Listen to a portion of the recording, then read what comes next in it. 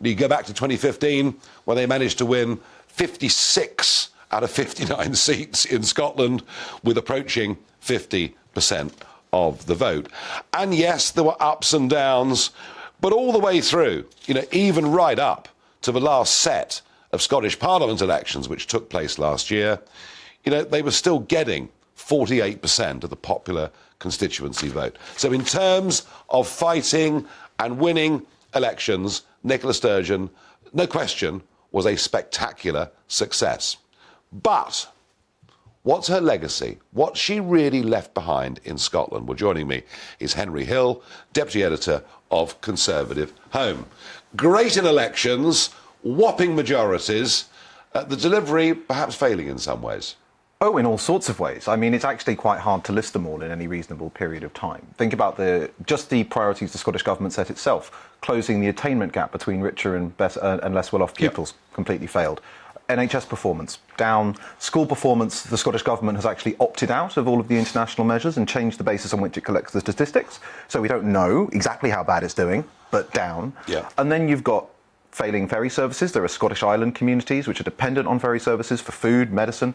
Those ships are failing. The contract was apparently politically awarded. It's years late. The ships are years late.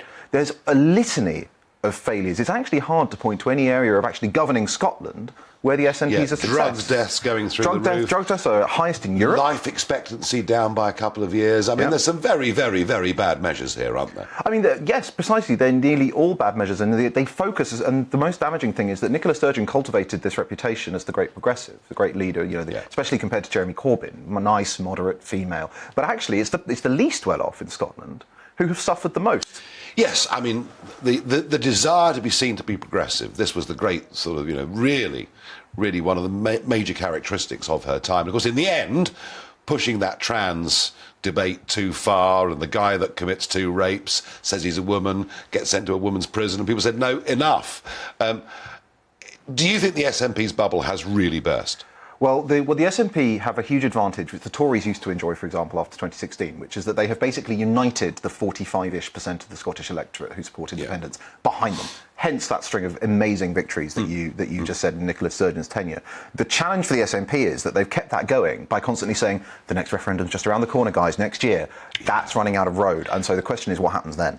Yes, and polling for, and I won't call it independence, I refuse, it's separation. Fine. Because they want to join the EU, but that's another debate. I know, they're 12 points behind in that, so on every marker, she's failed at everything she set out to do. It does feel to me that, they could lose 20 or 30 seats in Westminster at the next general election. It feels that way to me.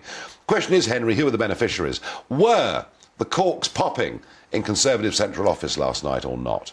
So Labour would be the most obvious beneficiaries, just because Scotland used to be very heavily Labour. The SNP landslide. I think in Blair's time there were 44, 45 Scottish Labour MPs. But there are 2 possible countervailing factors to that. The first is that the SNP's first breakthrough came in Conservative seats, what were previously Conservative seats in Scotland, and the Conservatives did quite a good job of winning those back, areas like the northeast of Scotland. The second is that there was after the referendum, a lot of working class unionist voters started flocking to the Tories. Lanark and Hamilton East almost went Conservative recently. So there's a chance that the Conservatives could continue to win over that kind of hardcore unionist vote. The danger for the Tories, of course, is if the threat of independence separation seems to be receding, then voters who were holding their nose perhaps to vote Tory to save the Union might go back to Labour.